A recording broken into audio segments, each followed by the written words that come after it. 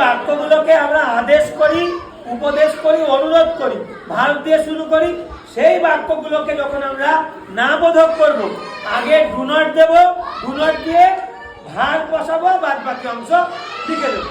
তাহলে প্রথমটা কি বলছে একবার শুনে না। প্রথমটা বলছে ডু নট গো, মানে যেও না। এবার কোথায় যেও না, দেখো পরে রয়েছে দেয়ার। দেয়ার মানে সেখানে, দেয়ার মানে সেখানে। এই বাক্যের বাংলা মিনিং কি হচ্ছে? ডু নট গো দেয়ার, সেখানে যেও না। পরের অংশ চলে আসবে। Do not make noise, make মানে তৈরি করা, নয়েজ মানে শব্দ। তাহলে ডু নট মেক নয়েজ, শব্দ করো না, শব্দ করো না। সুন্দর। পরে চলে আসো।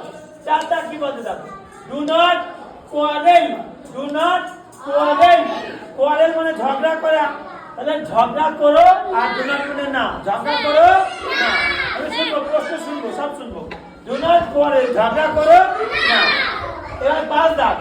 ডু নট হার্ট, হার্ট মানে আঘাত করা, হার্ট মানে আঘাত করা।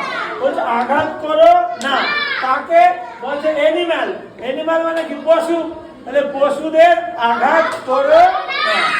ডু নট হার্ট এনিম্যাল, পশুদেরকে আঘাত করো না। ক্লিয়ার? পরেরটা চলে আসো। লাস্ট। ডু নট কাট, কাট মানে কাটা, কাট মানে কাটা। দিয়া ফাঁকি দিলে দিয়াকে কুচি কুচি করে কাটবো। কি করে কাটবো? কুচি কুচি কুচি কুচি করে কাটবো। অর্থাৎ ডু নট কাট ট্রিজ, গাছদেরকে কেটো না, গাছদেরকে কেটো না। একটা বাদ দিয়েছে এইটা, তাই তো? ডু নট কাম, কাম মানে আসা, তাহলে এসো না। আর হিয়ার মানে এখানে, তাহলে ডু নট কাম হিয়ার, এখানে এসো না।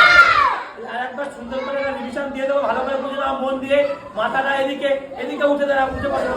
তাহলে এই ধরনের বাক্যগুলো যেগুলো আমরা আদেশ, অনুরোধ, উপদেশ করি, সেই বাক্যগুলো আমি কালকে শিখিয়েছি। ভার্ব দিয়ে লিখতে হয়।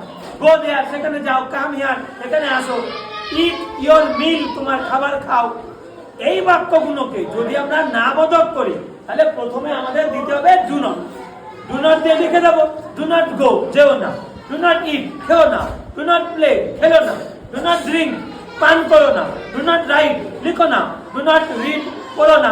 ডু নট রান, দৌড়েও না, দৌড়িও না। ডু নট ওয়াক, হেঁটো না। এইগুলো হচ্ছে এই বাক্যগুলো নেগেটিভ বাক্য, না বোধক বাক্য। সুন্দর করে বুঝে গিয়েছ?